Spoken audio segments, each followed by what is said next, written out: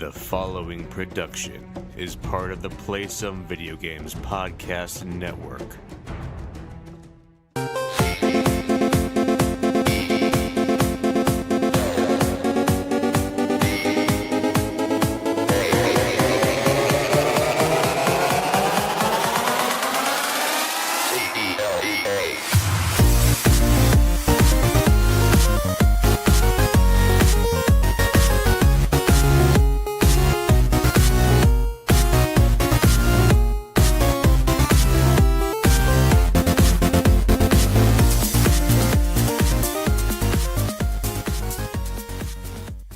The Shack is back. Greetings, Kooplings. My name is Donnie Reese, and welcome back to PSVG's Nintendo Shack, your weekly dose of Nintendo goodness and love.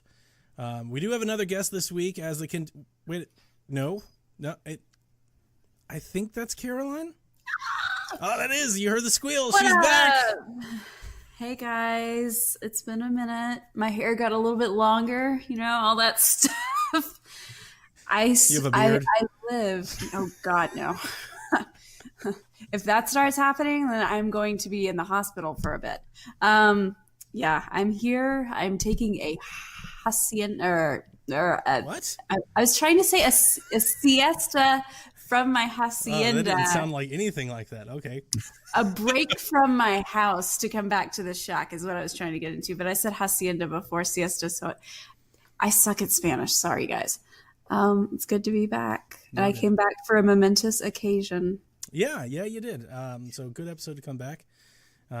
We were down Devin. I promised Devin, and we have no Devin. So hopefully we'll have Devin next week, and we can kind of kick this off.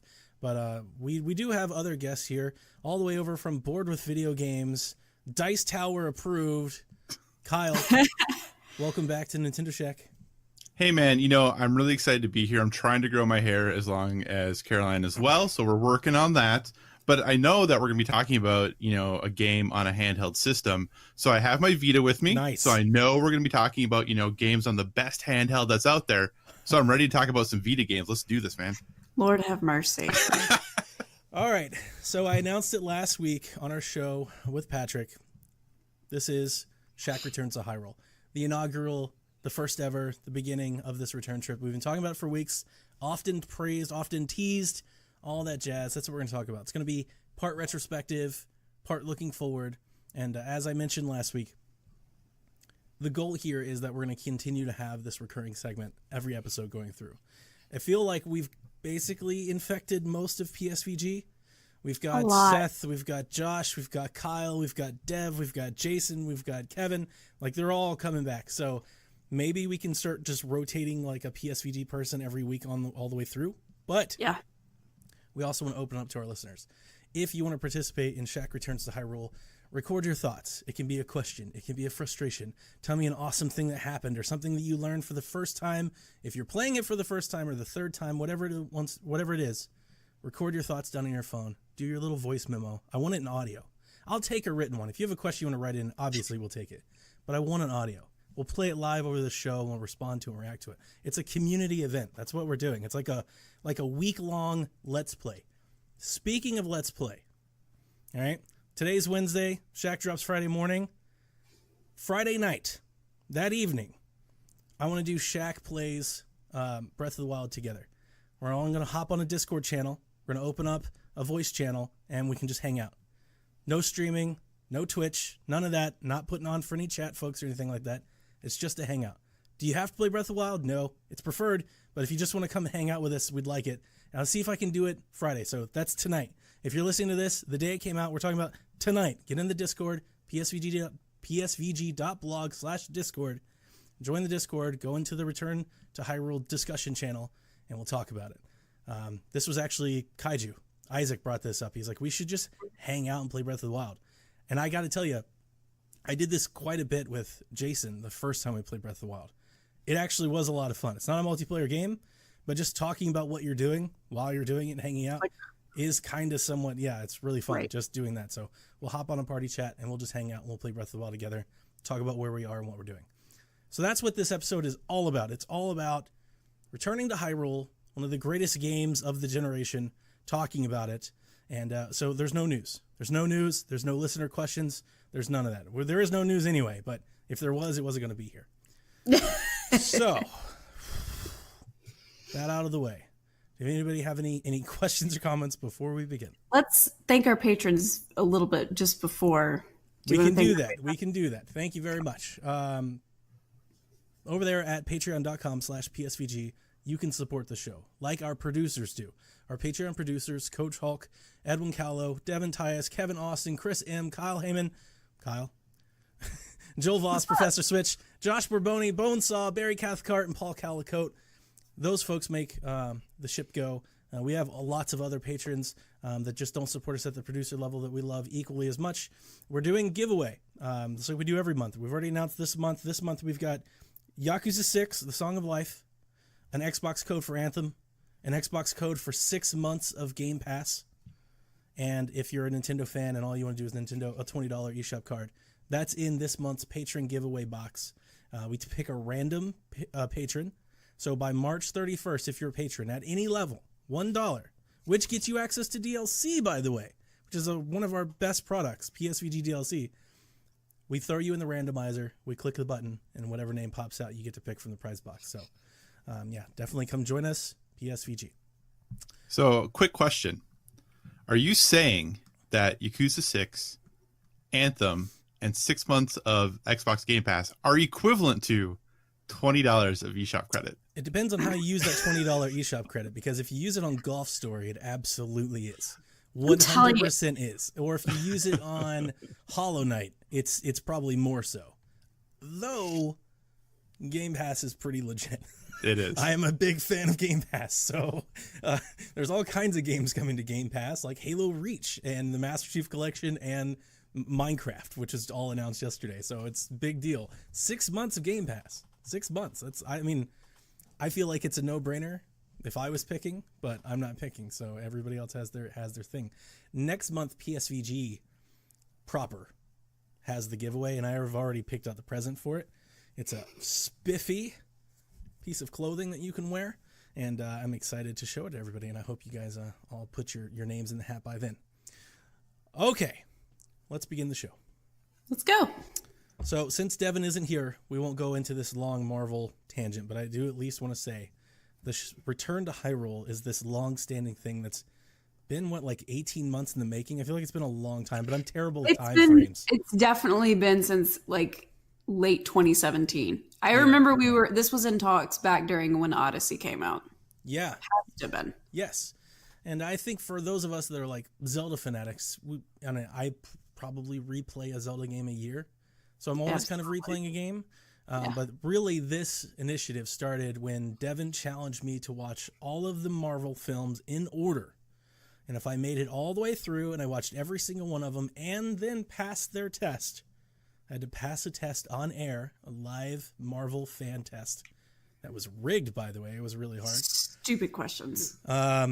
If I passed that, then Dev himself would have to buy a Switch and Golf Story and play Breath of the Wild with us. And that happened. That happened like 2 months ago. I think he finally got his Switch.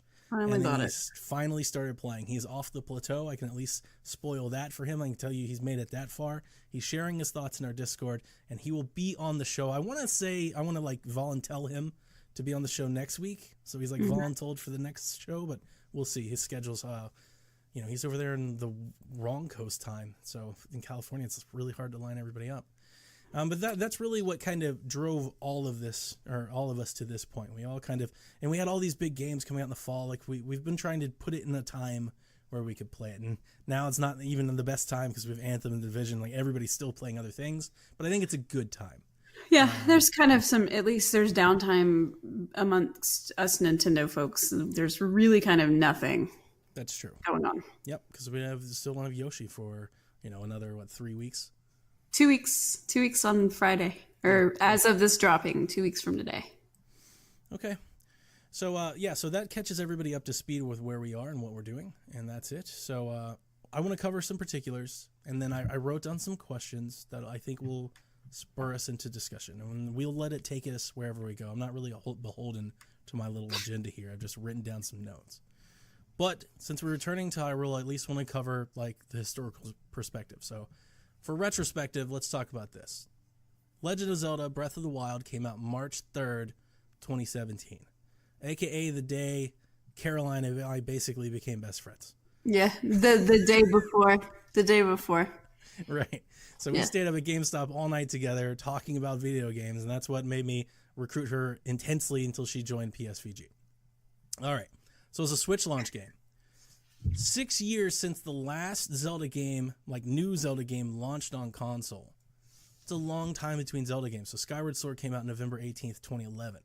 So there was some time there for all of us Zelda fans waiting for this game. Link Between Worlds came out on 3DS in 2013, if you count that one. But it's basically like a remake, so I don't know. Yeah.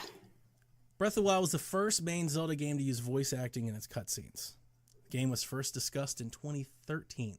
So again, talking about how long we waited for this game. It was shown for the very first time in 2014 with a 2015 launch date, and then was delayed in the March the following year. The game was unveiled as Breath of the Wild at E3 2016 and was playable on the show floor, and it was the very last game that Nintendo published on the Wii U. So, I want to talk about Breath of the Wild, I want to talk about Zelda, but before we start talking about just this game, I just want to get a little particular on like everybody's experience with just the series, the franchise. And we don't have to cover every game we've ever played, but just kind of where it ranks and how much history you have, and really for our guests and our newcomers. Kyle, so I'll let you start. What's your connection with The Legend of Zelda? So for me, I'm very much an old school Zelda player. I had Zelda and Zelda 2 on Nintendo, and then I also played, Link to the Past, which is still one of my, top favorite games of all time. I had Link's Awakening on Game Boy, but didn't get into it all that much, but had it. But at that point, that's kind of where I stopped with the series, because I kind of jumped ship and went to PlayStation and did some other things. I ended up playing like Ocarina of Time on 3DS and things like that later. But for the most part, for me, it was very much a big part of my early days of gaming, but not something I stuck with past the early 90s. Just not a series that, because I had moved on. I didn't play a ton of Nintendo things anymore.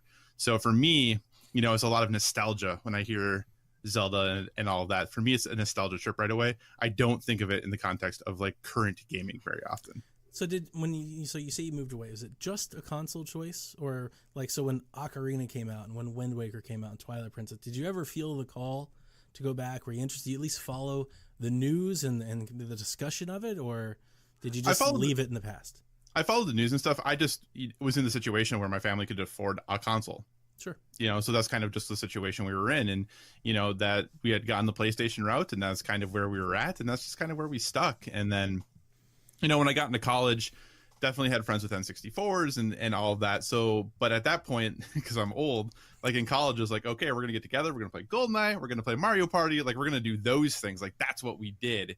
There wasn't a lot of single player gaming happening when I was in college. So it was a lot of, all of us sitting around with an N64 and just hanging out together doing stuff. So cool. Caroline? As you can see, repping the shirt, repping the Breath of the Wild hat. Zelda's my favorite franchise, period. Bar none. Best Nintendo IP, in my opinion. I believe the first thing that I ever got into Zelda-wise was I was 8 years old and Ocarina of Time came out. And that game scared the crap out of me. And it had such a profound impact on me that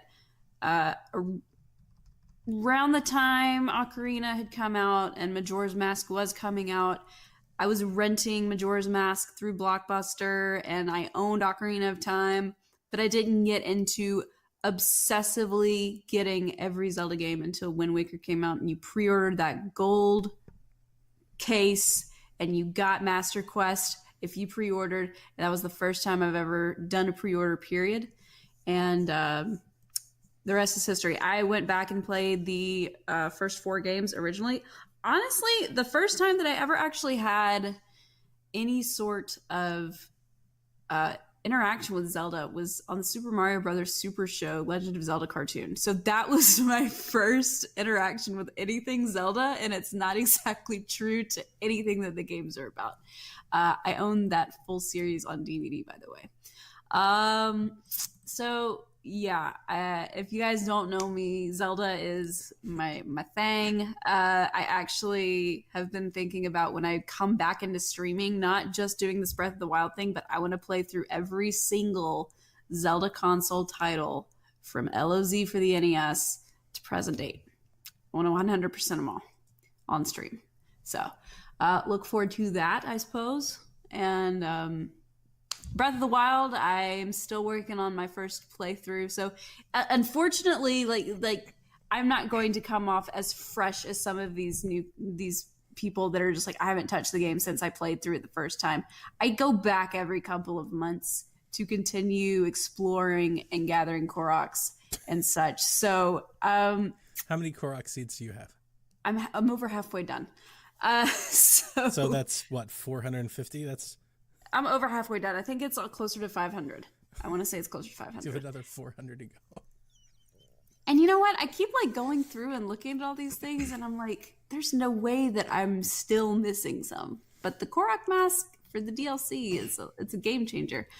So yeah, I'm not gonna be like, oh my god, I forgot how the mechanics worked, or I forgot how all this other stuff worked. And I kind of hate that, but Spoilers. At the same time, I'm just saying.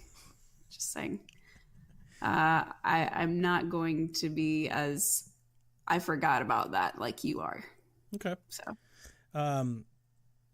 to keep it brief, I'll echo a lot of your sentiments. Yeah, Legend of Zelda is my favorite gaming series, and it's probably why I buy Nintendo consoles. Just to put it quickly, so we'll move on. All right.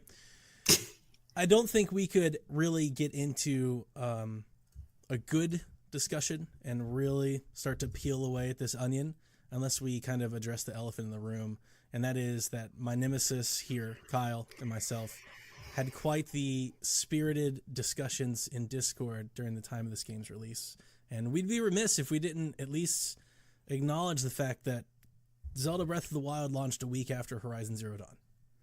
And as much as these games, in my opinion, probably couldn't be more different from one another, I think they will forever be linked to each other simply because they are both console exclusive tentpole stalwarts that launched in the same time.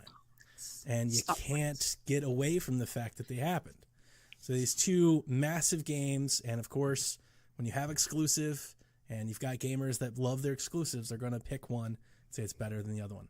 I'm not here to prove my case that it's better or worse, but I do want to say, Kyle, do you feel like that launch may have tainted either of our opinion on simply being able to enjoy both of these games? I think for me, the biggest thing was, remember, I didn't have a Switch right away. So I didn't play Breath of the Wild until the summer because I didn't get my Switch until like June or July. So for me, I was just playing Horizon and having a jolly good time. It was great. Until you played Zelda. Well, then I was still having a jolly. Well, yeah, because I had the platinum done in Horizon, so we're great. No, and then I played Zelda, and I think for me the hard part was, and that was part. So I don't want to get too far ahead of myself here because I know we're going to talk about it in the future. Part of the problem is that everyone was like, when I started, everyone not was done, but was doing such different things than what I was doing. I wasn't part of the conversation anymore. Like where I was in the conversation, people are like, we did that like 4 months ago, dude. Yeah. And I was like, oh, sweet. Well, and it's one of those things that when a game has 4 months of hype of being like, this is the best game of all time. This is the best game of all time. This is the best game of all time. And that's all you hear for 4 months. Mm-hmm. Jump in, immediately you're going to be like, well, the best game of all time wouldn't do that. And it's just, sure. I think that's human nature. I think, sure. And that's not specific to this game. I think that's just that's the danger of hyping something too much. I played Uncharted 4 that way. Like the half of Uncharted 4, I was like, all right, guys, where's the perfect game here? So I'm with you. So yeah. So I do think, though, that, yes, they will be linked forever because of their proximity to each other, the fact that they're open world with games with some RPG elements, the fact that, but they lean into very different things and they're trying to do very different things. And I think you can play both and like both for different reasons. But yes, they will forever be linked in history in the pantheon of gaming of that era and games of that year and kind of games of this generation for sure. Sure. Caroline, you never played Horizon Zero Dawn, did you? What's that? Is it on a different console? Because I don't think I know about any of those. It's a great other game. consoles. Aloy's a great character. You'd I know. like it. No, I know a little bit about Horizon, and it's just I don't have the means of playing it. So Okay. I do think that there was I played both of them and I played them back to back. I went right off of one and right into the other one. And I do think I'm one of the few folks that have played them both, beat them both. I don't think we have a whole lot of folks that beat them both. And so, yeah, I definitely felt that way because I do remember anything that I said during the time, and we did many a Breath of the Wild podcast. At the time, I felt like anything that I said was honestly quickly met with some sort of Horizon counterpoint. So that it was almost like it was inescapable, right? You talk about how pretty Breath of the Wild was, and they'd talk about the P's in Horizon, or you talk about, how, Horizon's, I don't know, combat is, and somebody would bring up Breath of the Wild or puzzles or something like. It was honestly, you couldn't escape the two, and like I said, it is. I find it strange that we are that way because they are very different games, very different games. While Horizon does have an open world that you can traverse, like the story and its mission structure are very linear for an open world game, and I played it basically as a campaign. There's just not, there's not like far-reaching side quests or branching things. There are things you can do, and I did them, to upgrade your weapons and whatnot. But basically, you kind of plot your way forward. It's not all that unlike an Uncharted or a Last of Us type of experience. Pretty similar, more like an Infamous, where you have like these big open areas you can do whatever you want in. But to get to the next area, you kind of need to go to the waypoint. And then where Breath of the Wild is literally just walk anywhere you want, and it's more in that nature of that kind of open world. You just kind of go off, and they kind of built like this one big mission area where you can just kind of do a bunch of different things inside of it. Having played Breath of the Wild twice now, I definitely remember that the first time I played Breath of the Wild, it felt humongous, massive. And the second time, it doesn't necessarily feel nearly as big because I know exactly where I'm going. same. Whereas I believe Horizon still feels very big to me, like bigger than Breath of the Wild, just in terms of how big I guess the world feels around me. And it might just be the enemy structures and things like that because, with the birds and everything else, like you definitely feel, somewhat trumped in that world, whereas Breath of the Wild kind of everything feels like they may be on equal playing terms, which I also think is a benefit to it. But yeah, I wanted to address that. I just wanted to get that out there. There was a lot of that back in the day, and I don't want to turn this into this. Kyle, I am not here to make you love Breath of the Wild. That's fine. That's what I'm doing. I am committed to that, but I am here to at least hopefully usher all of us into at least understanding why those of us that do love it so much, understanding why. So I wrote down some things about the game that I wanted to talk about, and at any point, if you guys want to branch off or go somewhere else, interject with me. But I wanted to talk about some of the changes that the Breath of the Wild brings to the series. If you listened to Board with Video Games and Josh's conversation from last week that I harped on the PSVG Prime show, it's very, very interesting that he took that approach.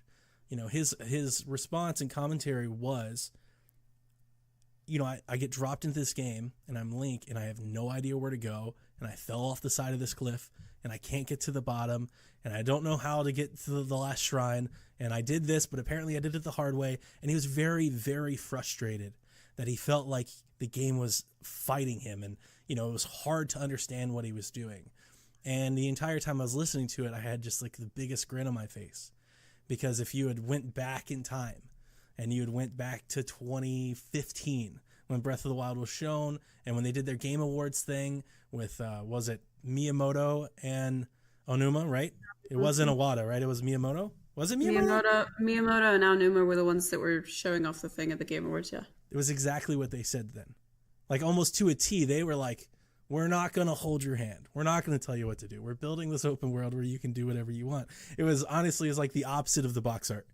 Like I almost wanted to hand him the box so he could sit there and read it, because he was just explaining like a completely different game, which is fine. But I think it's interesting that that's exactly what Nintendo fans were hoping for. Breath of the Wild hit on such a hard mark because for so long, with Twilight Princess, Wind Waker, Skyward Sword, Link Between Worlds, even though like kind of started to bend away from it a little bit, but still, you need the boomerang to hit the thing, to get into the dungeon, to beat the boss, to get the next weapon that you need to get into the next one. It was all this very similar approach. They basically made very similar games for a decade. These games have not changed. They have really not innovated, and they changed art styles. They changed stories. They did a lot for the Zelda universe, but the game was basically the same until Breath of the Wild came. So with that being said, Caroline, what do you think about just Josh? I don't know. I'm not trying to make Josh the bad guy here. I'm literally think he brought up a great point. And I'm just trying to showcase that. How do you think Breath of the Wild felt in terms of a refreshing new experience? I didn't feel like I was playing a Zelda game at first. Yeah. And that concerned me. I remember, we went home from GameStop and I put my Switch on the charger for a little bit. I unboxed everything. I took photos. I was astounded with it. Donnie and I both got that Master Edition, and I started playing it. And I think I got before I went to sleep that night, it was like 4 a.m. when I finally fell asleep. Finally got to Kakariko, but I was kind of freaking out, and it was a mixture of not having enough sleep, my body wanting to stay awake and play this game, and not knowing what I was doing, and the fact that this was definitely something different, that I was like, this is not a Zelda game. I'm kind of concerned here. But the more I played it, the more I was like, that game definitely started getting me into my current phase of wanting to achieve everything in a game and 100% everything. So I think the fact that there was so much different to do that it's hard to explain. You can 100% a normal Zelda game pretty easily, but this one presented a bigger challenge to me. And I think just from the fact that it was, it's difficult to describe. It really is. I'm just trying to say. We're going to. Yeah. Kyle, you mentioned that you left the series a long time ago, but you've been playing all these other games. Now, the first time you played Breath of the Wild, you didn't play that long, but now you're off the plateau, right? No, I'm still on the plateau, but here's the interesting thing. Still hasn't left the plateau. I have probably put more time into the game this time than I did last time. Okay. And I still haven't left the plateau, because what I ran into last time, and I'm old, like I'm an old person. I like games being You're like, not go to old. this place, do this thing, then go to this next place. I do and too. This thing. I'm with you. Like, that's just what I like. And I think part of the frustration I had the first time was like, I don't know what the heck I'm supposed to be doing. I feel like I'm wasting my time all the time. Yep. So going into this one, I said, you know what? I'm just going to go wherever I feel like and do whatever I feel like in this case. And I'm not going to rush anything. I'm not going to push anything. If something looks cool over there, I'm going to see if I can get over there and see if I can find the cool thing. So I could get off the plateau now if I wanted to, but I haven't yet. That's kind of probably what I'm going to do after this. Gotcha. But I just have really kind of tried to embrace what everyone talks about when they talk about this game, because that's not how I tried to play it the first time.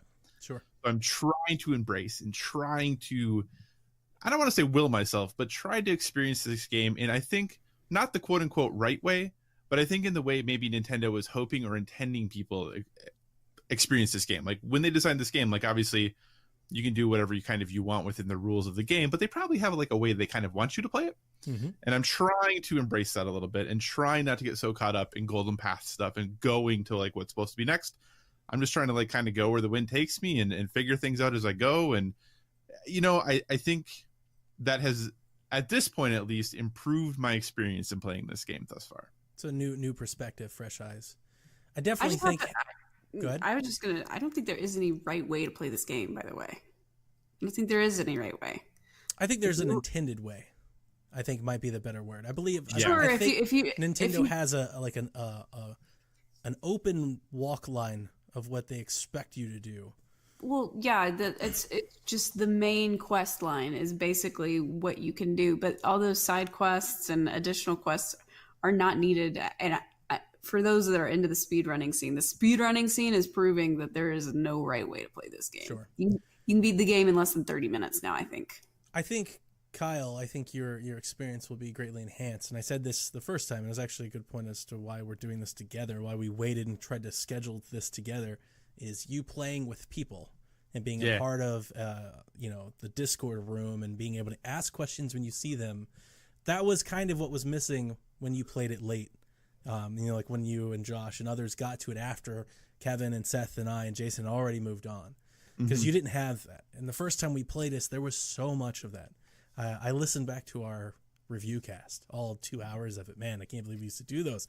And it was one of the first things I remember. One of the first points that I said, like on our very first podcast, like a Switch launch podcast, was how different we all hit the ground running in different directions.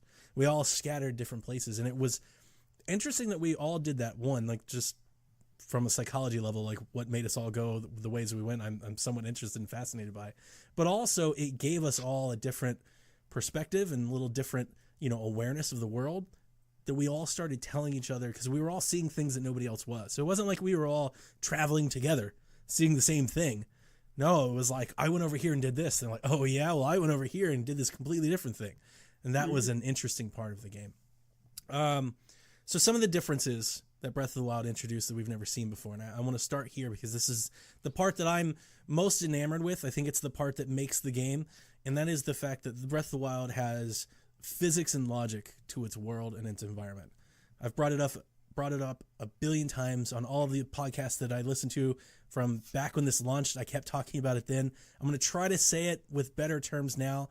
What I mean by this is, like, the world has laws, like environmental, elemental laws that most games just don't have. And having left Breath of the Wild then and like experienced some games and some discussions since now and then, I kind of feel like Breath of the Wild is what people like out of like the goat sims and the farming sims and things like that, but just on a much bigger, grander level. Because it gives you this world that has electricity, has gravity, has, magnetic fields, has elemental properties, climbing, the weather, wind, rain, and you can use all of these things to do your bidding in the world if you know how to apply them. And it's one thing that I can say, because I started playing last week. So I'm about 25 hours into my new playthrough. I'm about 2 beasts down already. Nice. I'm already through 2. I'm not even about, I'm already through 2. And then, so what I'm doing this time differently is, instead of just doing the beast and going for the gold, I'm actually trying to clear out every region. So I'm starting in one region of the map and I'm doing everything in there. I'm playing it kind of like an Assassin's Creed game. And then I'm going to go hit the next one. I've already unlocked my map and unlocked my tower. But one thing that I noticed differently on my second playthrough is that I'm playing it very deliberately, because I understand how the laws work. And it's very different than how I played it the first time. So the first time I hit the ground playing Breath of the Wild, it felt like a survival game. I wasn't strong enough to defeat the enemies. I wasn't strong enough to climb the mountains. So all I did was shrine until I got to the level where I could do the things I wanted to do. So my first 50 hours with Breath of the Wild the first time was mainly shrine hunts.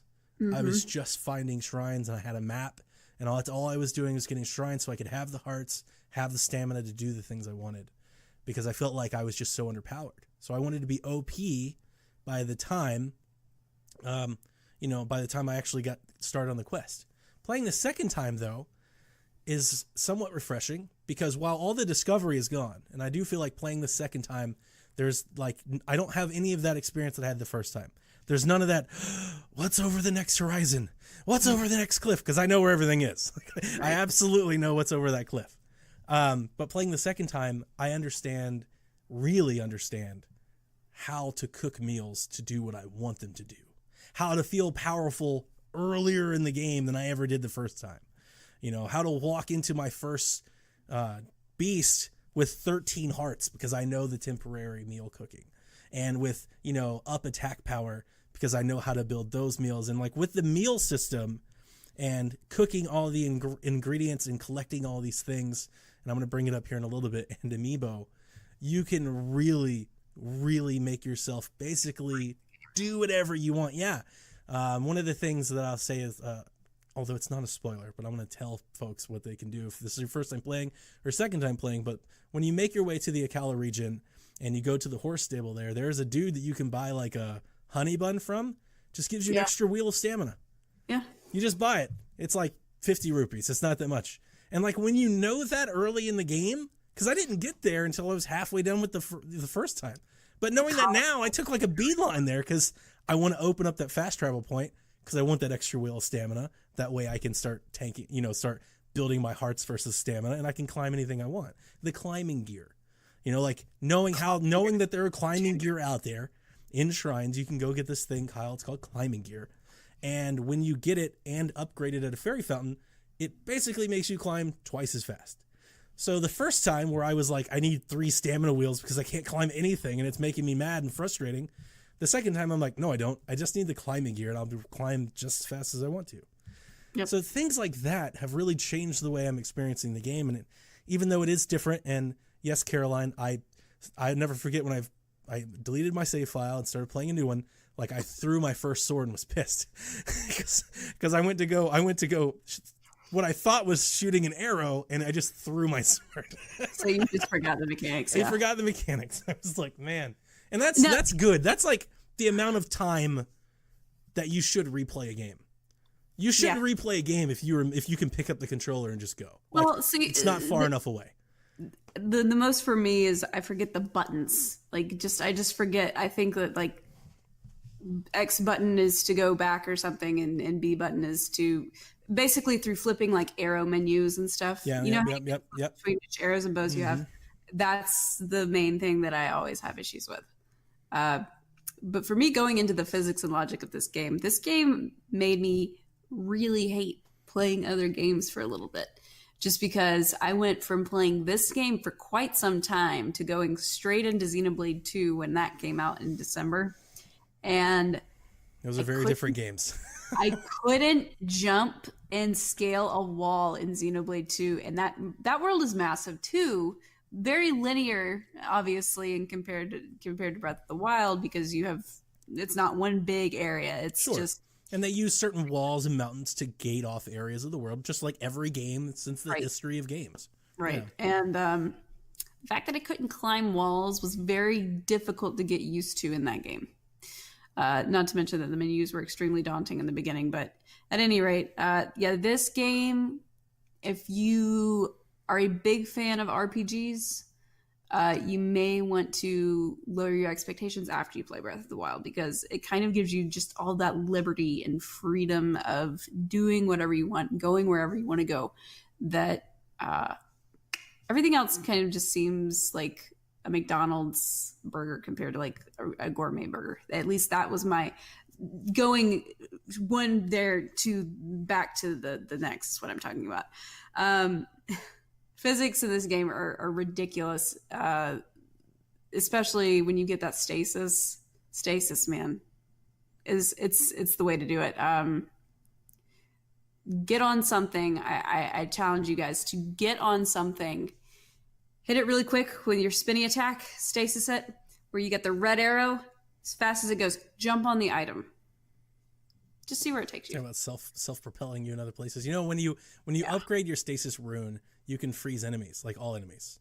Yes. So when you're fighting the Lynels, the Guardians, it comes in handy real well. Imperative. Yeah. To fighting Linus. If you can't dodge in perfect timing like Jason, use stasis. There's stasis for the rest of us. You can wait for them to charge, just freeze them, get your hits in, and just slidely move out of the way, and then watch them fall down. That's good stuff. Yep, that is good stuff. Kyle, I'm going to take a little of the sting out of your I can't climb everything rebuttal. I wasn't even going to say anything about that, but I that's just cool. wanted to say it because I think I've heard you say I tried to inside play this game and I can't climb anything. I think on maybe 5 podcasts dating like 3 years, I think we covered that. Jokes aside, have you had the chance to really experiment or play with any of the physics or learn any of the stuff, or do you have any questions about them?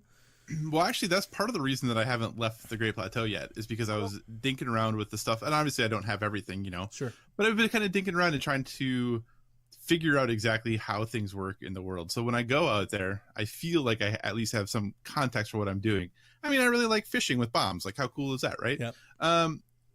I think the big thing for me is that in some ways, and obviously I'm not very far from a story perspective and all that good stuff, the world seems like the best character in the game, right? Like the world is a character. And there are other games that have done this, but in different ways, right? Like in BioShock, like the world is almost a character in those games. Yeah. And that I really feel like that when you're playing this game, it is learning who this character is, how this character works, like what is this character about? And I think, you know, as someone who likes being told where to go and what to do and likes to have things designed for me, because I don't think I'm very creative, I enjoy that in other games. So I'm trying to now embrace figuring things out on my own in this game. And so far it's been fun. You know, I definitely am not pulling off sick stunt moves like other people are, but I am enjoying the act of discovery and trying to figure out, you know, what exactly does this world all hold for me and what can I do, you know, to maybe play this game in different ways than what tends to look at things very straightforward. Like what are different or unique things that I can do that might be beneficial to me down the road, and trying to kind of learn that stuff now. So hopefully I can apply it more when I go out into the bigger, grander world. I'm wondering once you hit the ground, how much that'll improve that logic. Because kind of the things, the game's not going to like put the waypoints on your map, because you climbing the towers gives you the ability to put the waypoints on the map. So once you get off the plateau and get down there and start getting into some shrines, start getting some things, you might, you know, that might open up a little bit for you. Especially as you start to collect other items. Caroline's talking about the stasis rune and being able to blast it off. Or when you get the, I don't know, it's like the balloons. Crynus? No, the balloons. Oh, the octo balloons. Yeah, Those the are octo balloons that you get, and you can, Kyle, you can attach them to anything and like send them flying. You can hop on them and fly in other places. Yeah, like they lift them into the air. What up, Metal Gear? Yes. Similarly, yes. Except you can then get on them and ride them anywhere and start like that does sound fun. Blow them. You can blow them with a leaf. You can put them on your enemies and send them off into the sky. People have figured out how to get these carts that are in the mine trains shafts and stuff. Mm-hmm. And they grab the magnesis rune, and I think it's a matter of also using magnesis and stasis at the same time. So you do that thing where you're launching the cart and you jump in the cart, and I think you use magnesis on the cart while you're in the cart flying through the air, and you are literally able to pilot this makeshift aircraft. Yeah. It's phenomenal. And like the things you can do with boats and rafts. And yes. The GIF game is strong with Breath of the Wild, which is where, you know, when you were explaining to me like Goat Simulator, right? And I've seen these other like physics-based games. It's like Breath of the Wild has taken that, but actually built like a big open world, real video game out of it. True. You know, and not like just like a physics engine you can play with. There's like 10 physics engines you can play with in Breath of the Wild. You can mix and match and put them all together, and it really changes things. It's pretty impressive. Kyle, I told the anecdote, I believe on Shaq. I'm not sure if you caught it, but you know, I played Shadow of the Tomb Raider, and there was this puzzle I was trying to solve where you had to like drain the oil into the channel and then light the thing on fire. Mm-hmm. And I just wanted to shoot it with an arrow that was on fire, and it wouldn't work, right? And I was like, this is the Breath of the Wild effect, is that in Breath of the Wild, you can just cheese shrines. If you really understand the logic, you can just make your own pillar and make your own like pulley mechanism and launch yourself over gates and just do whatever you want. The only one that I know, like the motion shrine puzzles are the worst, right? The ones you got to move your controller and everything. Mm-hmm. Yeah. And then the first one that I came across, I believe it's one of the early ones, if you like make your way to Kakariko and Antino early, is like that maze. And the easiest way to beat it is to literally just flip it over. Yeah. Because you can flip the entire maze on its back and it's just flat. So the ball lands on the maze and you just kick it over to the thing. And you don't have to do anything that Nintendo wanted you to do. And I think that... Or did they want you to do that? Exactly. But I think one of the things that I'm constantly in like astonishment of is that we have all of these resources and options from the early part of the game. And even with all of my knowledge and insight and the education I've gotten from GIFs, internet, and tactics, and seeing what everybody can do with it, I still don't feel like I'm a master of this game. It still doesn't feel broken. I can't just do whatever I want to do. It's so broken. It takes a lot of preparation. You just need to watch speedrunners and what they break everything. You're talking about people that that glitch through wall. I'm not talking about that. I'm talking like I never feel like I'm such an OP that I can just walk around and just like wave my hand and rid myself of everybody. It's very balanced for the amount of things that it's got in it. From a puzzle design, from a level design, and from a combat and just in, assets design. Yeah. It's pretty awesome stuff. The next bullet point obviously is the open world. This is a first for a Zelda game. The Zelda Skyrim was the thing on forums and message boards for years, and then they kind of delivered in this one. The only thing that I want to say about the open world is that the first time I hit the ground and I went to the Zora Land, and then I went to the desert, and then I went to the mountain, and then I went to the Rito. And we did a review cast where I talked to Bobby, the Nintendo guru, and he mentioned that he did the Rito first. And he was like, I never invested all of my shrines into stamina because I did the Rito first and I had that jump mechanic. And at the time, I remember he said that, and I was like, I really wish I did that because I did it last. So by the time I got the jump mechanic, I could already climb everything that I wanted to do. So I didn't use it as much. So this time I made a conscious effort to go to the Rito Land first. And I do feel like I feel a little bit more powerful early in the game than I should. Being able to just fly up at any point is a very valuable skill in Zelda.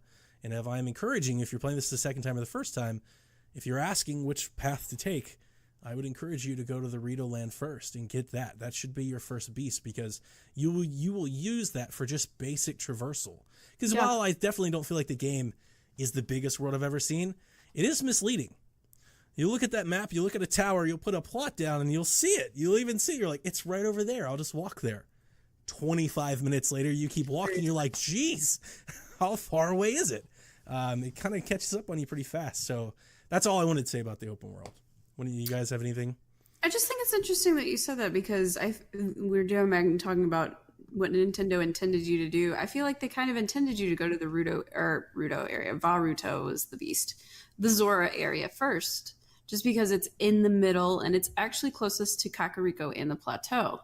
And for some reason, I feel like I was on my way somewhere and I ran into Sidon and did that whole thing. So you definitely have a lot of Zoras that point you in that way as you start to get over there, yeah. So I think a lot of people did Ruto first, Varuta.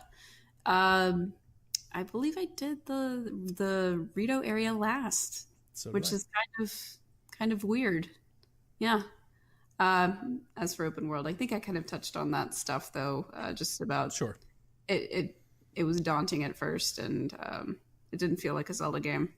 But now if a Zelda game goes back to the old formula, I might be a little bit disappointed. Yeah, you would.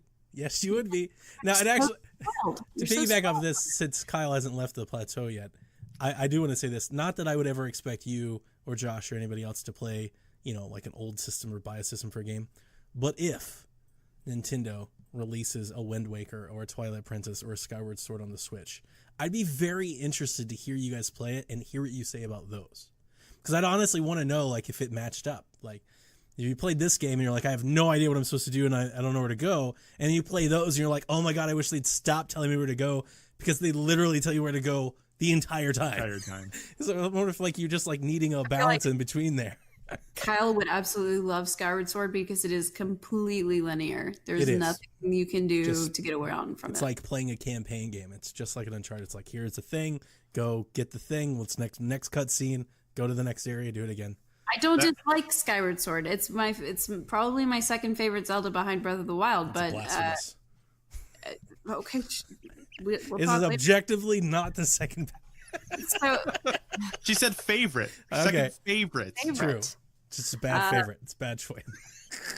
Donnie, we can talk words later. There's a lot of bad things that I know that you like that I don't. Touche. It's just what were we talking about? Oh yeah. God. Kyle would definitely enjoy that game. Yep. But going back, if it were made today after Breath of the Wild has already come out, I don't think I could play it. Or I would play it. It's just I don't think I could play it and respect it after what they've done with Breath of the Wild. So Yeah, hopefully all eyes on E3, right? See whatever we got cooking up for next year. Some of the other things I talk about, the equipment, the abilities, the runes, cooking Korok seeds. We've kind of covered this. This is all like brand new for the series. Zelda has always had equipment sets, armor sets, the hook shot, the boomerang. These are things we've come to know. One of the things that a lot of people loved making memes about is the fact that your weapons break in this game. There is no weapon outside of the Master Sword, and even the Master Sword has its own drawbacks that you can just use forever. Every weapon breaks in the game. And some people like it, and some people don't. I don't know if anybody like truly likes it. Some people just don't think it's that big of a deal. That's where I would fall in. Yeah, same. I find so many weapons. I think once you start playing and kind of understand it, you just start throwing the weapons away. You get to the point you can't pick them up anymore. I have my slots completely filled out from Hestu. Of course you do. You have 500 Korok seeds. Yeah, so I still pick up too much. It's annoying. So, but between the runes and the cooking, it's like a whole different mechanic. Because one of the things I want to talk about, if you recall the review cycle for this game, one thing that was mentioned more than once was like, it's the Dark Souls of Zelda game, which I feel like on the podcast circuit became like a meme of it's the Dark Souls of anything, right? But I really feel like that became with Breath of the Wild. Everybody talked about how hard it was. And there is definitely a learning period. If you just fall in the world and start doing whatever you want, you're going to get hammered. If you go to the central tower, the moment you hit the ground, it's not going to go well for you. You're not ready for that. But the fact that they give you as much, like they give you a path to do as much as you can, if you just take the time to learn it, is interesting. It's got to be really hard to design a game around, considering that you can cook a meal to go to the coldest peak. You can cook a meal to, enhance your attack power. Everything is based on like time buffs, right? Your defense or your speed, you can just become super fast or super stealthy. All of that stuff is nuts. So all these things are new to the game, new to the series. And what do you think about, Kyle, for one, what do you think about just breaking weapons? Like, I know you're still in the plateau, but you've already kind of experienced some of that. Oh, absolutely. I mean, if I had my choice, I would prefer they didn't break. Mm-hmm. But I think, like you said, like they're so, at least, and even when I played before and got off the plateau and all that, like I was never at a loss for weapons. Like I always had weapons to use. I always had things I could do. There was always plenty to pick up. I always found some that I'm like, oh, look, I have no more space. So like, what am I going to do here? Can I interrupt you? I want to ask you this. Have you experienced, because I think there's a silver lining to this. There is a moment that I've had that I think most people will find at some point. Have you experienced a time where you tried to fight somebody and ran out of weapons, or you didn't have enough weapons, so you started to like steal their weapons, or they get to the point where they just like start throwing rocks at you and you start finding branches? Like there is a kind of a tense, like an anxiety that comes that you just start getting very creative. I just think it's funny to throw my weapon so that they drop theirs and then pick theirs up and beat them up with it. Like, I just think it's funny, so I just do it all the time. Like, I don't even like wait until my weapon's about to break. I just chuck it at them and take theirs because it's just funny. People forget you have bombs. Yeah. Even if your bombs are endless. That is my initiation for almost every fight. Just throw a bomb in there and let's go. Man, if you get a fire arrow, especially with like those early bokoblin camps, all of their weapons are made of wood. You can literally just set them all on fire. Like watch them burn, and then they get up and they have no weapons. They just start chucking things at you. Always use a fire arrow on things that are, if you see those explosive barrels, shoot it, and pretty much everything on plateau will die instantly. You can do those with stasis too. You can freeze them and hit them, and they won't explode. And then when the stasis wears off, they will fly off, and it's like shooting a cannonball. You can just launch them at people. Oh, do you have to hit it? Yeah. I've never. Oh, okay. I always come in from a distance and just wreck stuff from, like shooting an arrow and just killing things from there. But another great thing is if you're in those little skull rock areas where they all inside the little skull, they have hanging lanterns. So always shoot for the lanterns that are hanging down through the eyes. It will drop the fire down, and 9 times out of 10 causes an explosion of some sort because they have those barrels in there. So. Also, time when they're all cooped up in a hole, if there's like any metal boxes outside, you can pick that up with your magnet and just go in there and then just like throw it around every which way and use it as a weapon, or put it over somebody and drop it and let them just like smash on top of you. That's the best way to do it. Just death by falling metal box. We have to pick up the pace here a little bit. I think these kind of go in line together anyway. So I want to talk about one of the biggest changes that Breath of the Wild introduced was a change in the dungeons. You know, with Zelda, we've grown along the last series of the last 15 years. We have these long, complicated, usually like multi-room puzzle dungeons, right? You gotta go flip this switch to get to the next switch, to flip the entire thing upside down to get to the next thing, get the master key, get the boss key, blah, blah, blah, blah, blah, blah. Zelda has dungeons in the shape of the 4 beasts, but I think by Zelda standards, they're like mini dungeons, or like a half a dungeon. It's not like a big sprawling dungeon, although some of them are pretty complex. Very complex puzzle is what it is for each of them. I don't even feel like they were dungeons. And then you've shrines, which is my favorite part about this game. I really do love the shrines and figuring out the puzzle and figuring out if I can beat the puzzle. It's something I really like. Like, can I just do this without doing it? I almost walk into every shrine now, like trying to figure out a different way to do it, except for the combat ones, which were a lot of fun. And then how they all play into the storyline, which I talked ad nauseum in the past about, so I'll be brief on this. I hate the way they dropped the story in this game. I still do. I still don't like it. I still don't think it's the best way to do it. I don't think it's the only way to do it. I'm upset that this is the only way they did it. They didn't break it up into pieces. They didn't put some, like, the thing that I said about the story in the past, and what I'm talking about in the story for listeners, what I'm talking about is the memories are scattered about the world. I hate that they're not on the path of the player. I don't understand how you can play this game and not find them. I don't like that. It seems like a waste of resources. It seems like a wasted opportunity. I understand that some players will find them. I understand that some players may not want to find them. I think the better part of the game would have been to put at least some of them, take half of them, and put them in the cities, put them on the towers, put them where you know players are going to go, because they are off the beaten path. And I get it's collectible, and it's something I don't think you should be collecting story. I don't think you should be collecting story. Koroks are collectibles. Armor sets are collectibles. You shouldn't be forced to go do a story fetch quest. So that's never going to change with me. It's great story, great cutscenes. I really like the cutscenes. Some mix and match opinion on the voice acting, but overall, I mean, it's a decent story. I really like the animation, but still don't like the delivery system. I mean, Kyle hasn't experienced any story yet, so we have no idea what he thinks. I have not experienced any story Do you yet. plan on going and finding all the story fragments? You know that they're out there and how you find them. Yeah, I know that's how it is done. I think I am not far enough to know if there's any assistance in trying to find those or not. Like, I often play games for story. I know there's a lot of people who think that, you know, if you're looking for story and like if you're looking for a good story, you should be like reading books or watching movies or whatever. But I still like think games in a lot of ways can deliver really awesome stories. I'm with you. I would like to experience the story in this game. I would prefer, or I hope it's not too much of a challenge or work to experience the story in this game. It is. They're literally nowhere near. Like, most of them are not near shrines. They're not near towers. You can't see them from tower. You have to find them.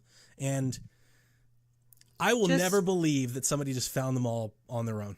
I like somebody seriously did. My recommendation to you, I missed all but 2 on my regular walkthrough. Go and just find yourself a guide if you're really into the story that much. Coach Hulk, I talked to him and he was complaining about lack of story in the game. And I said, did you see the memories? And he had not even picked up on any. None. And I told him about them. And he went and he looked and he watched all the cutscenes. He's like, I appreciate the game so much more now. Yep. And that's what I said. One of my, I guess, detractions or cons in our first review cast is I wouldn't be opposed to anybody just like watching them on YouTube. It's probably a better use of your time. I agree on that. Like, and that's the upset. That's why I'm so upset about it. It's because you're gonna have somebody out there that misses it, and they just don't know. They just don't know. They don't know, or they don't want to take the effort to go find them, so they just won't see them, and that's a shame. That was a mistake in my opinion. They shouldn't have done that. Quick question about that. I'm assuming then that you can find them in any order. Yeah. Oh yeah. So does it still, like, even if you find them completely out of order, does it still kind of make sense as you're watching them? Yeah, so the whole concept is, I mean, obviously the whole plot is that he's been asleep for 100 years and he's forgotten them all. So I guess the way that they're trying to play it off is that he could remember them all in any order. Right? Gotcha. Because they're Makes a sense. memory, right? It's just, you see something in the world, you go to this spot and it jogs his memory. Gotcha. So, The great thing though, when you go into the menu and you're able to re-see them again, Yes. they are in some sort of sequential order. Then, And okay. I do think they are better experienced in A sequence. a loose order. But yes, there is an order. You want to see a certain handful before you see the other handful, and it makes it a mess, man. I will never come off that. I think it's just kind of a mess. I don't understand why they did it that way. I want to say I feel like it's just to be different. I feel like there was so much pressure on Nintendo to change Zelda that they changed everything about Zelda. It was like change for change's sake. The voices. Yeah, and that was the part that I wasn't a huge fan of. You don't like the voices? No, I like it's like hit or miss with me. You know, I think overall, yes, I do like the voices. You know, Princess Zelda sounds very regal. You know, I don't remember all the Guardians' names, but the Goron I think is my favorite. Daruk. Yeah, Daruk, he's hilarious. But you know, but there's some stuff that I definitely think. I mean, it might just be the writing. Some of the cutscenes, I'm just like, okay, well, that wasn't important. Glad I trekked all the way out here for that one. You know, like there's some moments like that. You know, I think all of them are good character development, and not all of them. Like, there's some that don't have any payoff, and we don't have to get into this one, but there are some that like kind of just leave you hanging, and there is never any like resolution or follow up ever. You just get like this little cliffhanger, and you're like, okay, well, that's great. I have no idea how that ended. You know, it's just not a good Zelda story, I guess. I mean, ultimately, if you're going to talk about the story of the game, not my favorite Zelda story. Not even probably my top half. I would give you that in that regard. Skyward Sword had a much better story. As did Wind Waker. As did Twilight Princess. As did Ocarina. As did Majora. It's still a better story. Worst game, but better story for sure. Okay. So I wrote down some questions. I gotta admit to you guys now. I wrote all these down before I ever started playing the game. I have no idea, like, and you guys know, I just got home like an hour ago. I have no idea how these are going to come off now that I've been playing the game for 25 hours. These were just kind of some things that I threw down beforehand. So, the first question I wrote down is, do you think going back to Breath of the Wild would enhance or diminish your initial impression? Now, I already kind of said my piece on that. So, Caroline?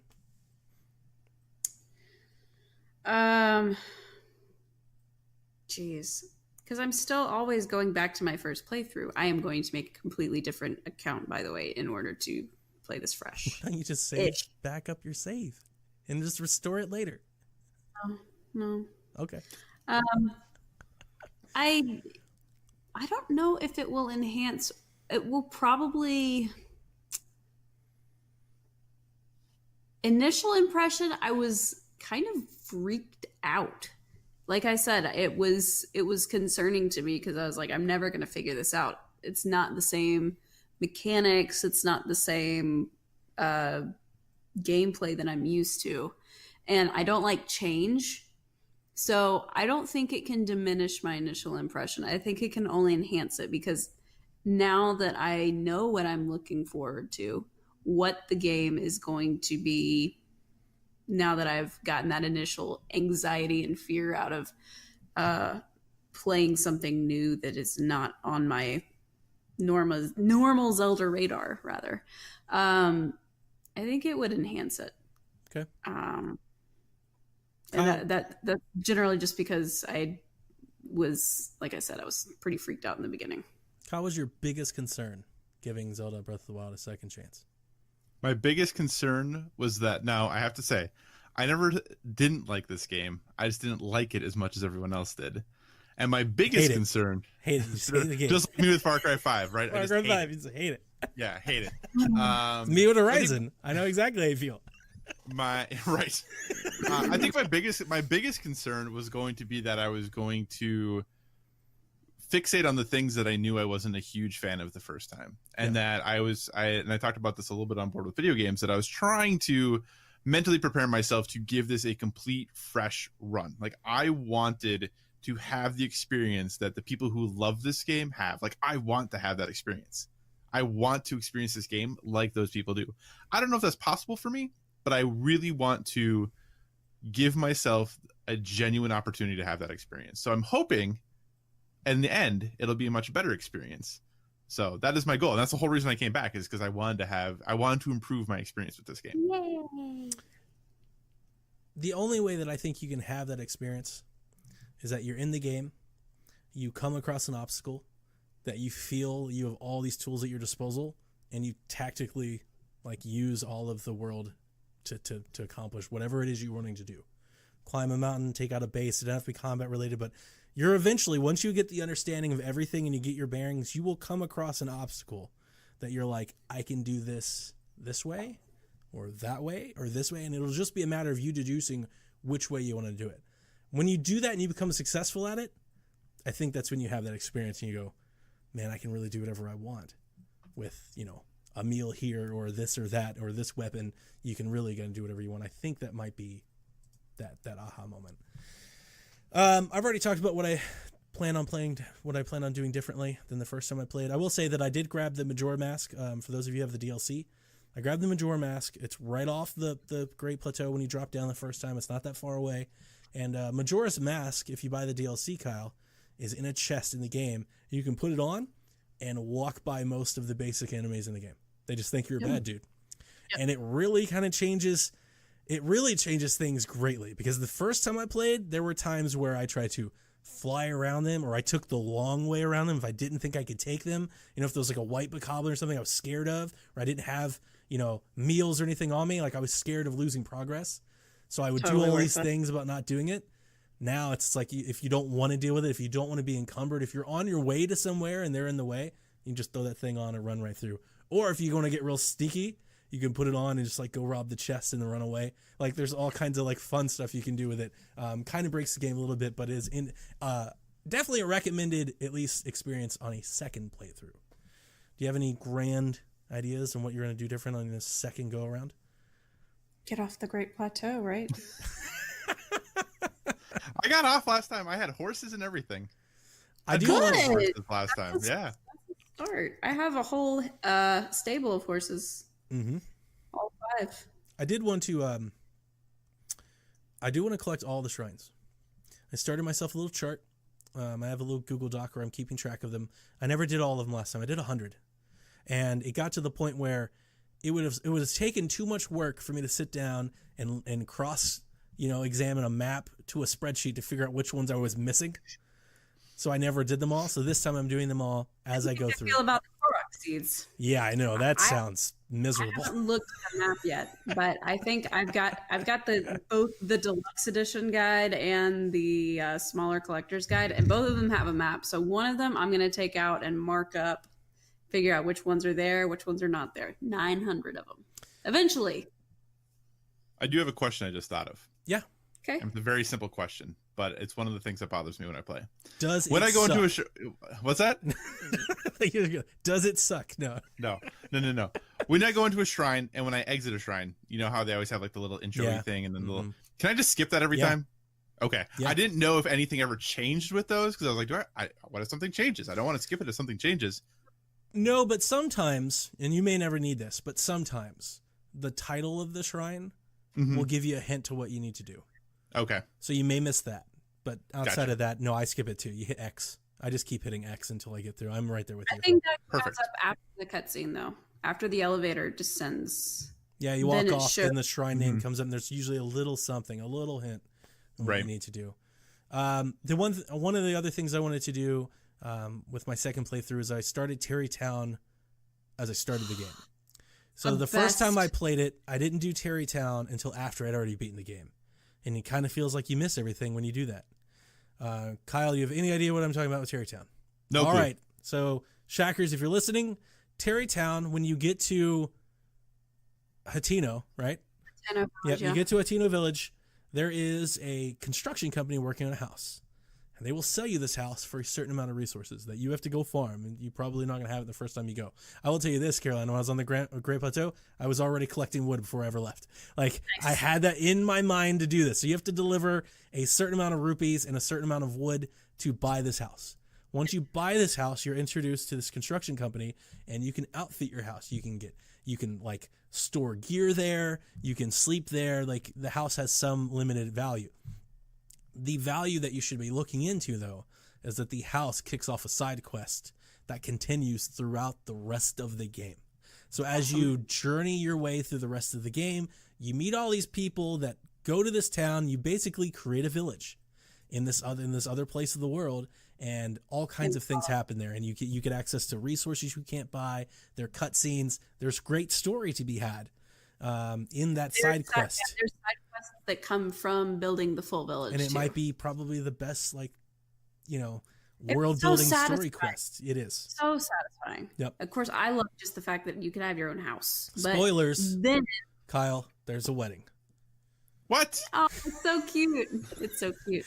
So yeah, and to complete these quests, you have to go to other places of the world. And I remember from my first time playing, I really wish I did that my first playthrough. As I was going around, I was collecting the people as opposed to I have already beaten the game. Now I'm just mainlining the side quest. It just didn't feel like as engrossing as it could have been. So I'm definitely doing that this time. It was one of the first things I did. Before I left Tatino, I'd already bought my house and was already kind of laying the seeds for that foundation down the line. Be on the lookout for people whose name ends in Sun. Sun. Yep. It's a good one. I'm trying to think if there's anything else. No, you know what? And speaking of story, though, Kyle, if you don't get all the memories, you get a different ending. Oh, man. To the entire Is game. it the quote-unquote bad ending? Caroline would absolutely say it's like if you want the good ending, you have to get all the memories. No, it's not that. You still get the same ending regardless. After credits roll, depending on if you got ending. all of the memories, you get an extra ending. Okay. And that's a good one. It is really good. Do you have any advice or tips for new players, Caroline? You can use mine. I wrote some down if you want. Well, I agree with the guide. I bought the guides when I bought the collector's edition. When I bought the game, I bought the deluxe edition, which is like a larger, it's humongous book, just to have on my shelf. But the guide is extremely insightful. I don't believe it's Prima Games anymore. It's something else. But I would definitely recommend a guide if you're daunted by it. Especially if you are one of those people that wants to get all the shrines, wants to get all the side quests. It lists pretty much everything that you need to do there. I am going to agree with Donnie. Donnie has listed about DLC. Just buy the DLC. It's absolutely worth it. So the DLC, do you have any intentions of buying the DLC at all, Kyle? Should I? I don't know. Can I persuade you? Can I try? You probably can certainly try, yeah. All right. So you buy the DLC. It's $20, right? You get season pass. You get 2 big game content expansions. You get the Master Trials, which is like this. That's like the Dark Soulsy part of the game. It's just I'm not Jason Lazy. by stage by stage. I did it. Oh, okay. On my Now, replay, I will not be doing it. I wanted again. to throw my controller, but I did it. Okay. But you get stage by stage by stage of ramping up difficulty of waves 60 of levels. stuff, right? And what do you get at the end? You get to power up your Master Sword? Your Master Sword goes from... So the way the Master Sword works is it normally has 30 power against any regular enemies. Enemies and guardians that are infused with like the Ganon power, it boosts it up to 60 because it's considered to be like the bane of darkness. If you go through this thing and do all of it, your Master Sword is up to 60 power permanently. So it doubles power for all enemies whatsoever. I definitely felt OP after I did it. Oh, And yes. I definitely felt above everything that I did in this entire game, including the final boss, I felt the biggest sense of accomplishment, maybe that I've experienced in Switch period. Beating the Master Agreed. Trials is something that I wish I had an achievement for. Yeah. Like I want to show other people, like I was taking screen, like I did this. Because it's difficult, but it's not like hard. Like if you're patient, it's hard to explain. If you're patient and you're like aware of what's going on, like when you know what you need to do, it's not hard to do. When you're just playing it, because here's the thing, if you die, you go all the way to the back and you start over again. It's one of those things. Right. It's like 50 levels. So when you get to like Kyle, level 33, like you're playing for keeps, man. You don't want to lose an hour of your progress. Like it's a pain in the ass. I'm pretty sure it was the next to last level, level 49. Kyle, they drop you into this thing, and a Lionel is full on charging you immediately as soon as you drop. You'll Lionel's be so like, tense, you'll be gripping that controller. You're like, just go ahead and tell you this. There are hidden ancient arrows, and ancient arrows, there are very few and far between, but ancient arrows are the boss. You're going to want them. Smack any enemy that's not a guardian with one of those, insta-kill. They just disappear. And it is a very good way of really, really mastering all that the game has to offer you. Because they put you in this and you start from nothing. You don't carry nothing with you. You start all the way over. So cooking to survive, finding the ancient arrows to survive, not that level, but the levels that are coming, maintaining all of this inventory, it all kind of builds upon itself. So you get that, right? Then you get the, the Champion's Ballad DLC with all the story missions and the shrines. Yes. Where every champion has its own little cutscene, so you get more story cutscene content. And at the very end, you get to face off with one of the, what are they called? Sheikah? Yeah, one of the Sheikah, the folks that are in the, in every shrine. And you get a motorcycle, which is pretty cool. Talk about game breaking. Right. Faster than any horse. You do have to fuel it, but if you have 600, 700 apples like I do, by the end, just pop 5 apples into the fuel tank and you're good to go for 30 minutes. Runs on apples. That's great. You also get a Korok mask to help you find those. You get the Midna's mask, which I already talked about. You get Phantom. They're different armor sets. Actually, if you bought it, if you pre-ordered it on the Great Plateau, you get a Switch shirt. You just get this red Nintendo Switch shirt so you can dress Link up in a Switch. There are all these little things that are hidden around from buying the DLC. So it's only $20. You get a lot of game content. But if you're never going to finish the game, I can't say that I recommend it. But if you really get into it and you really like it, it's just worth it. Beating the Master Trials is something. It's I recommend it, but I don't know if I do it again. I don't know how to explain something like that. It's I love it, but I don't want to do it ever again. That's why I'm not getting rid of this playthrough, because I've already done it. Again, makes sense. We have cloud saves. It doesn't make sense. You literally go into your system and hit the cloud button, and it's saved forever. It doesn't make sense. It makes no sense. She's terrified of the cloud. Trying to be supportive. She's so scared of this cloud save. I'm just gonna make another account. She make a whole other account for a save file. I know it's not hard. It's just weird. All right. So yeah, the other thing that I would talk about. So I did play the first time with a guide. I do think it was very helpful. There's tons of resources online by now. And I want to shout out. There's a painter at all these little stables. His name's Picago. Mm-hmm. You can show him your little tablet, your rune thing, and he'll tell you where the memories are. So there is if you never talk to him, you won't know.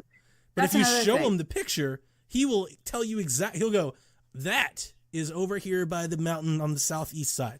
He'll tell you exactly where to go to find that memory. That's the way you find the memories, by the way. You get your Sheikah slate. I never talked to him the first playthrough, ever. What? All right, so when you go to Kakariko and you go to visit Impa's sister, she gives you the photo thing. Mm-hmm. And it turns out there's a whole bunch of photos already on your Sheikah slate. Those photos are the pictures around the world that you go to, and that's where the memory spots are.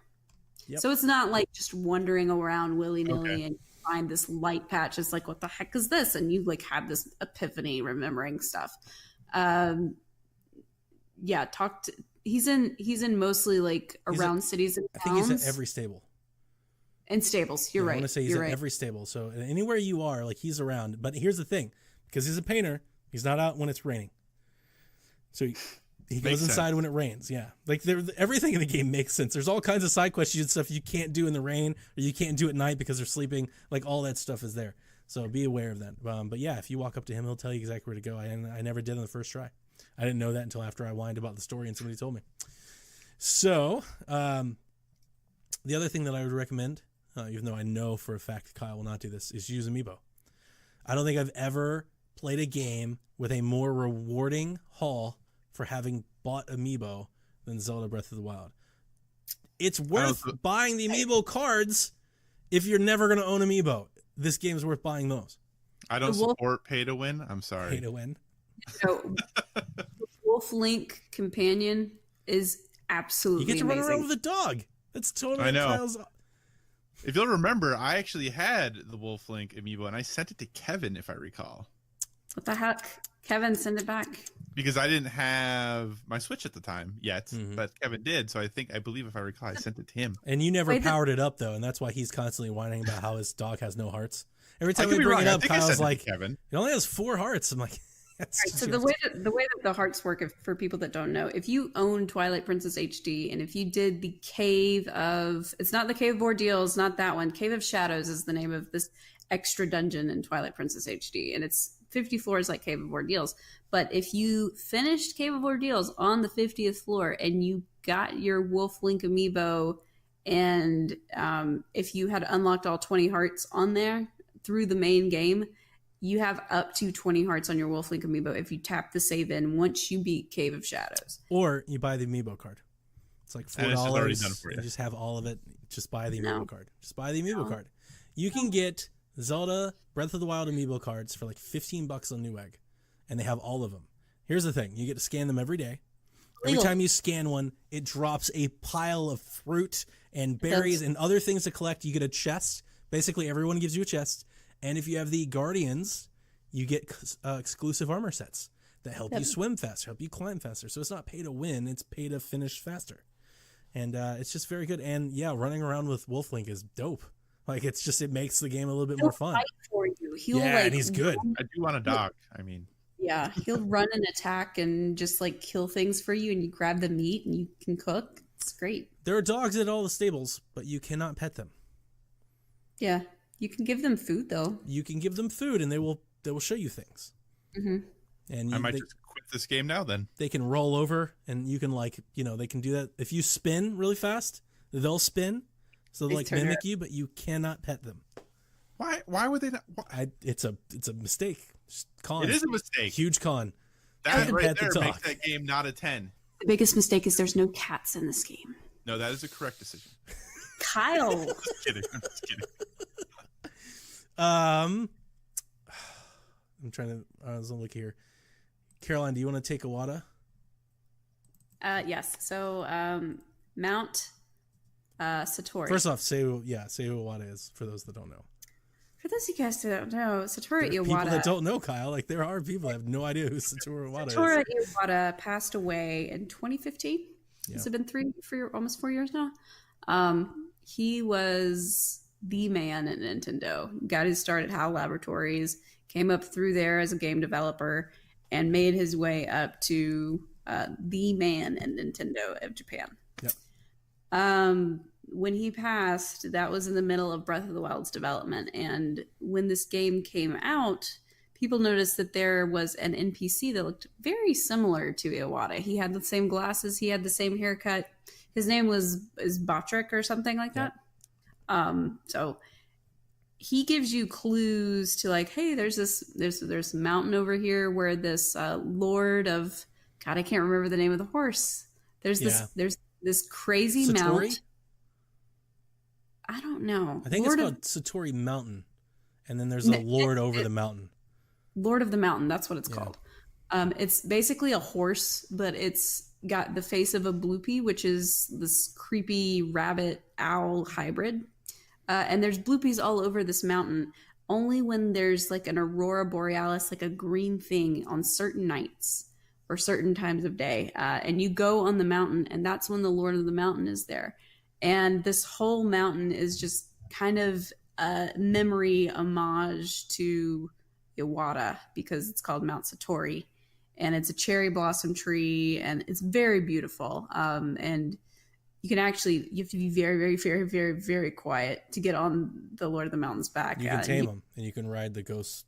You can tame him and you can ride him, but you cannot keep him in a stable. If you try and take him to a stable, they're like, oh my God, is that the Lord of the Mountain? Are you trying to get us all killed or cursed? Like, you can't keep him. But it's a nice kind of memory to Iwata that's in the game. This all came up like the cherry blossom, like orchard tree thing in Japanese culture is all about like the cycle of life and all that. Yep. Yeah. Yes, So it's very meaningful. Sakura trees. yeah, very nice. I think that's it for me. You gotta do Eventide Island.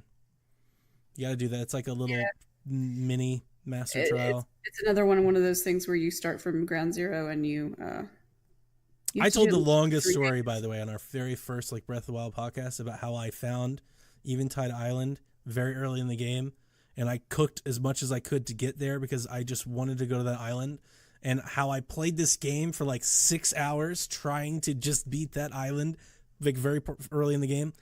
I went and did those other 2 beasts, went back and walked right through it, and I was like, this is not the same. There was something about me wanting to accomplish what the game was not telling me I could accomplish at the time that really made it. Died on like the second, like as soon as I died once, I was like, okay, I get it. I'll come And back. again. No. I beat it on the second time. Oh, okay. Most people are like, okay, I'll come back for you later. I don't have that in me. I think that's why I've never really done the Metroid thing. It's like, okay, I'll come back. I'm like, no, I don't want to come back. I want to do this now. So, anyway, that's an hour and 25 minutes on Breath of the Wild. Return to Hyrule. We're playing. If you're hearing this today, we're going to try to play tonight.